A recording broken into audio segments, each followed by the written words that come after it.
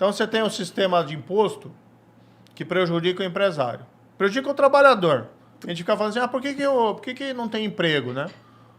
Vai contratar alguém com carteira... Se o empresário tá fudido, não vai empregar ninguém, né? Mas assim, vai contratar alguém com carteira assinada e você vê o quanto imposto tem que pagar, né? Parte vai para o trabalhador e parte...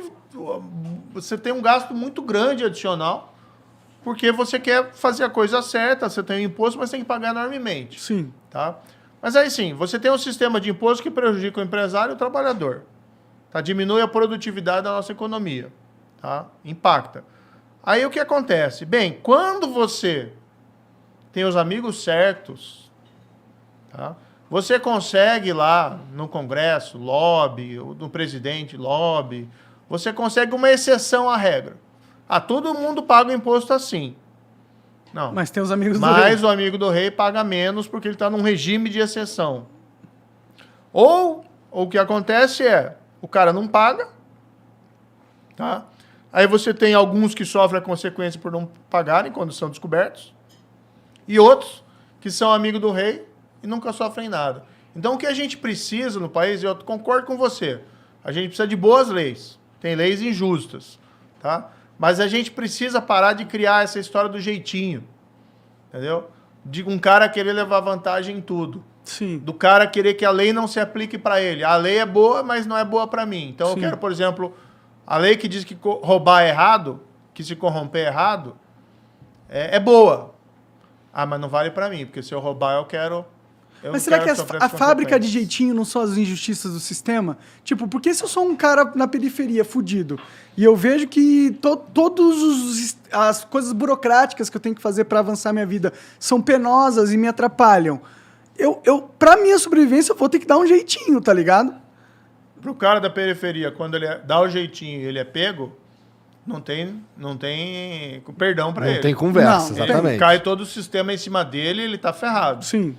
Agora, se você rouba a Petrobras, meu amigo... Aí tem jeitinho. Aí você caralho. tem um jeitinho. É. Aí você fique tranquilo porque vão bater a mão na tua cabeça. Sim. E se forem atrás de você, depois vão atrás do juiz e do procurador. O que fode ainda mais a cabeça do cara na periferia, né? Que ele sabe que ele é injustiçado pelo sistema, né? Tipo, ele sabe que ele é visto como menos, tá ligado? Mas olha, se você tivesse uma situação em que a lei tá valendo para todos, seria certamente ótimo. você teria lei mais justas.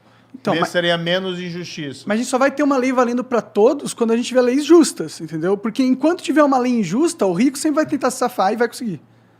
Eu acho. Mas aqui o que a gente está falando é de lei justa e o rico e poderoso violando a lei e não sofrendo as consequências. Seria o ideal. Seria o ideal. Não, aí o que acontece no Brasil é isso. Roubar é errado. Você roubar a Petrobras é errado. Aí o cara viola a lei, não sofre consequência, por quê? Porque o sistema não funciona contra ele. Sim. É errado. Tem que ter tolerância a zero. Tipo, aí a gente não está falando daquele cara que está burlando o sistema para sobreviver. Sim. A gente não está falando do cara da periferia.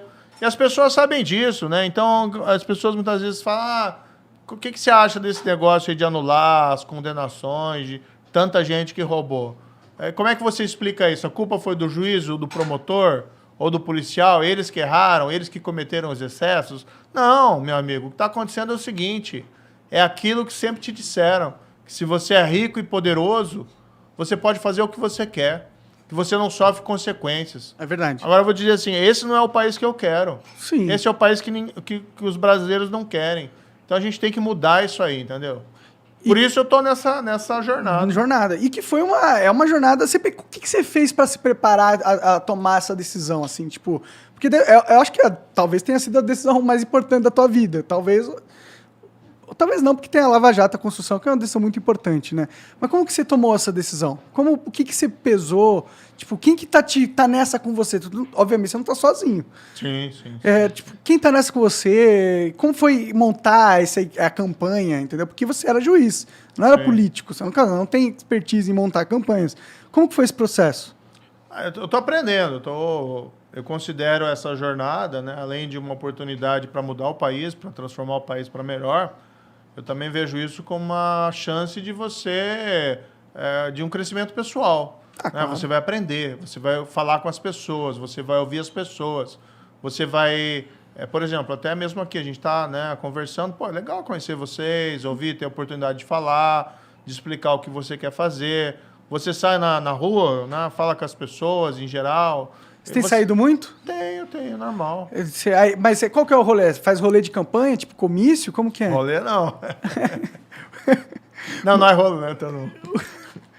Não, veja, a gente está em fase de pré-campanha. Tá? Então, assim, não tem comício, nada desse tipo. Entendi. Você, na verdade, o que a gente tem feito alguns eventos, conversar com as pessoas, às vezes falar alguma coisa, fazer exposição. Mas eu acho que nessa fase o principal é ouvir.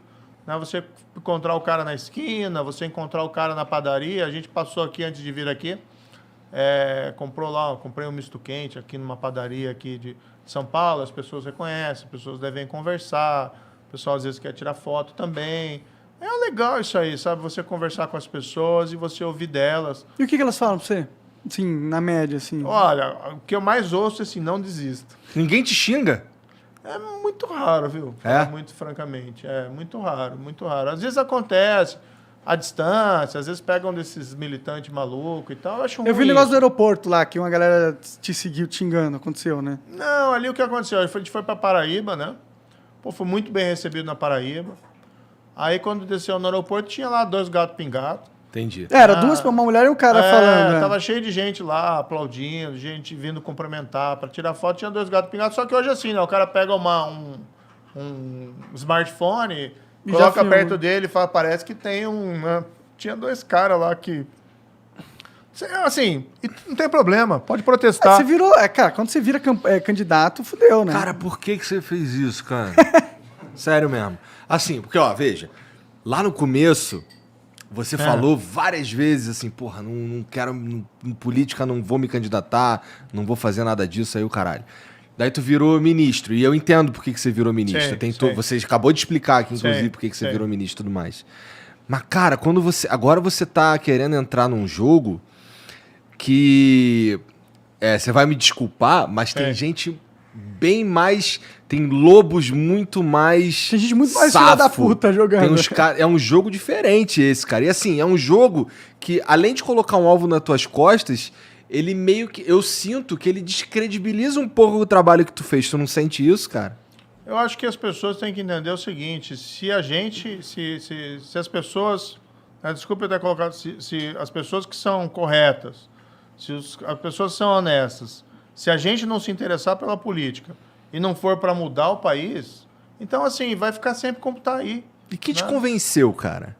Quem chegou com essa ideia? Eu estava trabalhando no exterior, para ser muito franco para você, e fiquei olhando o Brasil. Aí você vê assim, puxa, nos últimos 2 anos, né, você teve uma tragédia humanitária, que foi a pandemia. Mais de 620 mil vítimas brasileiras. No mundo inteiro, né, uma tragédia, mas aqui no Brasil, 620 mil vítimas. Você vai ficando triste com isso. Você vai vendo as pessoas com dificuldades econômicas, o desemprego está aí, quase 3 milhões de pessoas, sem falar quem está subempregado, com dificuldade. Esse negócio de fila do osso. Começaram a aparecer aquelas notícias de novo de gente caçando lá no sertão lagarto para comer. Então, as coisas assim, tristes. Do outro lado, né, você vê essas decisões lá de Supremo, principalmente, parte do Supremo. E eu respeito o Supremo, acho que tem bons ministros lá. Tem outros que eu tenho uma opinião mais negativa, bem negativa, tá? Mas tem gente boa lá, o presidente atual do Supremo, o Luiz Fux, é um cara bom. Tu não pode malhar o Supremo ou tu pode ainda? Porque daqui a pouco, vamos dizer que tu se torne presidente, tu não pode mais malhar o Supremo, né? Qual que foi a minha opinião? Eu nunca trago isso pro lado pessoal, entendeu? Então, o que aconteceu? Eu fiquei indignado quando tiveram essas anulações. Então, anula, quiser... dizer lá que o cara foi condenado injustamente, porque ele é inocente, tá? Quiser anular a decisão, reformar a decisão, dizendo assim, o cara é inocente, né? Você errou. O que eles fazem? Porque eles sabem que não é isso. Aí, não podia ter julgado lá em Curitiba, tinha que ter julgado em Brasília. Ou inventam aquela fantasia, ele foi perseguido. Né? Ninguém foi perseguido. Né? Se a gente lembrar as audiências, o que aconteceu, né? O Lula nunca teve prisão. Quem decretou a prisão do Lula foi o tribunal em Porto Alegre, que eu cumpri, porque era o certo a fazer. O tribunal decretou para ele começar a cumprir a pena. Você não tem perseguição nenhuma, entendeu?